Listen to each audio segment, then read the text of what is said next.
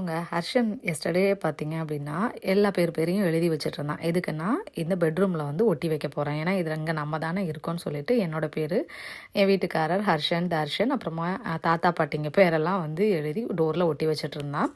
Night idli பேட்டருக்காக rice வந்து choke பண்ணி வச்சுருந்தேன். அந்த அரிசி களைஞ்ச தண்ணியும் பக்கெட்டில் எடுத்து வச்சுருந்தேன். இன்றைக்கி மார்னிங் எழுந்த உடனே செடிங்களுக்கு எல்லாம் ஊற்றிடணும்னு சொல்லிட்டு, இந்த மாதிரி அப்பப்போ வந்து அரிசி களைஞ்ச தண்ணியை எல்லா செடிங்களுக்கும் வந்து ஊற்றிடுவேங்க.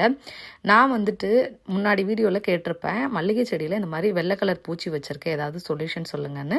நிறைய பேர் சொல்லியிருந்தீங்க நீம் ஆயில் அடிக்க சொல்லி. ஆனால் அது குறைஞ்ச பாடு இல்லை. நான் இப்போ ஃபைனலாக என்ன பண்ணிட்டேன்னா, எல்லாத்தையும் வெட்டி விட்டுட்டேங்க. சரி, அடுத்து க்ரோ ஆகுறது எப்படி இருக்குன்னு பார்க்கலான்னு சொல்லிட்டு எல்லாத்தையும் வந்து வெட்டி விட்டுட்டேன். கீழே ஃபுல்லாக அந்த மாதிரி வெள்ளை கலரில் குட்டி குட்டியாக இருந்துச்சுங்க அந்த பூச்சி. வேறு ஏதாவது சொல்யூஷன் இருந்தாலும் சொல்லுங்கள், ரொம்பவே ஹெல்ப்பாக இருக்கும். சரி, நெக்ஸ்ட் எப்படி வளருது அப்படிங்கிறத பார்க்கலாங்க. இப்போ ஃபுல்லாக வெட்டி விட்டாச்சு. நம்ம நெக்ஸ்ட் ஒரு ஷார்ட்ஸில் பார்க்கலாம். பாய்.